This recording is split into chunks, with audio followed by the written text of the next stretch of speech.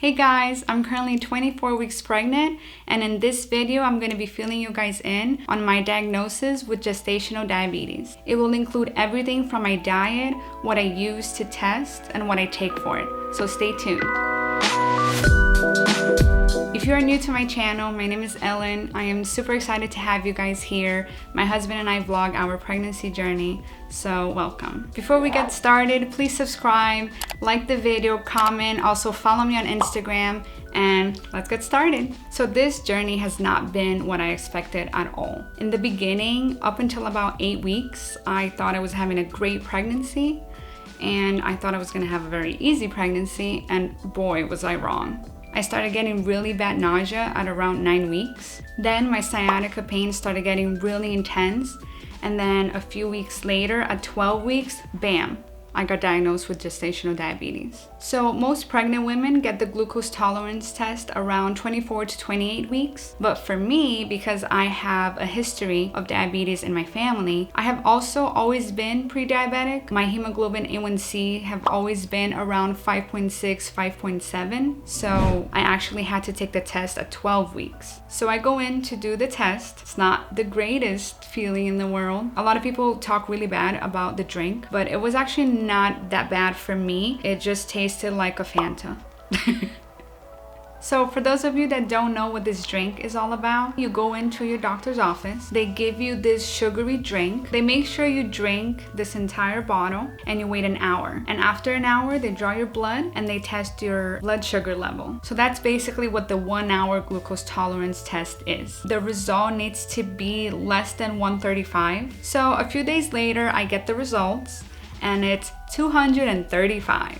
So it was pretty high. It was so high that I actually didn't need to do the 2 hour or the 3 hour test. I was really nervous to find out the results. Again, I did not think that this would ever be a possibility, even though I have a big history in my family. It just never crossed my mind that I could possibly have gestational diabetes. For those of you that don't know what gestational diabetes is, it occurs due to your changing pregnancy hormone levels. The diabetes happens because your body doesn't produce or process enough insulin to process the glucose or sugar your body takes in, meaning your cells cannot use the sugar for energy properly. And then the amount of sugar in your blood can get too high and out of control. This can lead to several problems like high blood pressure or the baby getting too large, which can increase the likelihood of you getting a C-section. It can lead to preeclampsia, which is extremely serious, or even stillbirth if it's not controlled properly. So as you can see, I was extremely worried,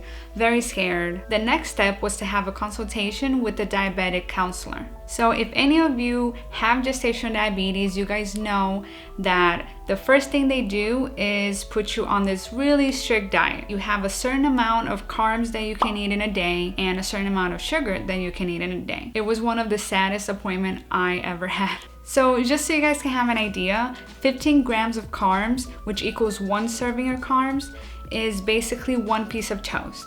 So for breakfast, since I'm only allowed 15 grams of carbs, I can only have 1 piece of toast. So you can see that it's not a lot. For lunch and dinner, I'm allowed 3 servings, which is 45 grams of carbs. But you have to remember that a lot of things have carbs in it. So you always have to keep in mind all that, like vegetables. So let's say you want to have pasta, like I love pasta. And 1 serving of pasta equals half a cup of pasta. So if you want to have your 3 servings of carb, pasta-wise, that means you can have a cup and a half of pasta. Now, I don't know about you guys, but a cup and a half of pasta for me is not enough. I eat a lot, I like to eat. So I do it, I have, because I have to, but it's just not enough for me. Pizza, it's another big one. I love pizza, but I am only allowed 1 slice of pizza. It's not even worth it.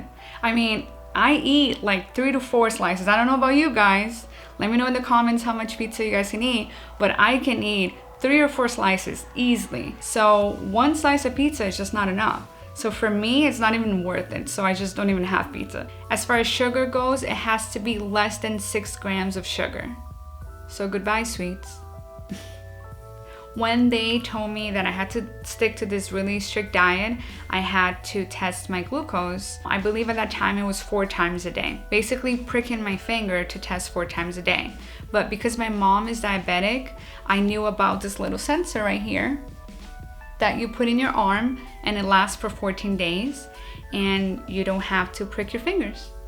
It is called the Freestyle Libre 14-day sensor, and it is amazing, you guys. So if you guys don't know about it, and if you guys are sticking your fingers, please look into this. It's gonna make you guys feel so much better. You don't have to stick your fingers. You put it in your arm every 14 days, and it's a little needle that stays in there, but you don't feel it. I barely notice that it's there, and it is a lifesaver, you guys. And it comes with a little sensor. It's very easy to do. You just press the little button there. This screen will pop up. You scan it against your sensor and you get a reading. Now, my reading is really high right now because I just ate. But yeah, you get the idea. This is amazing. I would not be able to do any of this without this little reader. It is constantly tracking your glucose levels. It gives you daily graphs, patterns, and even your low blood sugar event, which sometimes happens when you're taking insulin. So I highly recommend it. That way you don't have to keep sticking your fingers so many times a day. So after that first week of trying to be diet controlled, I did not do very well. My numbers were still pretty high, like in the 140s, 150s. So they gave me the terrible news that I would need to start insulin. That phone call was one of the worst phone calls that I've ever gotten. I did not want to do insulin. I did not think I was gonna have to do insulin, so it came as a shocker. I almost started crying. I'm not fond of needles, so I was really dreading having to inject myself with insulin. They wanted me to use a syringe, and I don't know if you guys seen a syringe, but to me the needle was just way too big. I didn't want to do it. Since my mom is diabetic, my mom has always used the insulin pen. I knew right away that if I had to inject insulin, it was going to be the pen and not the syringes.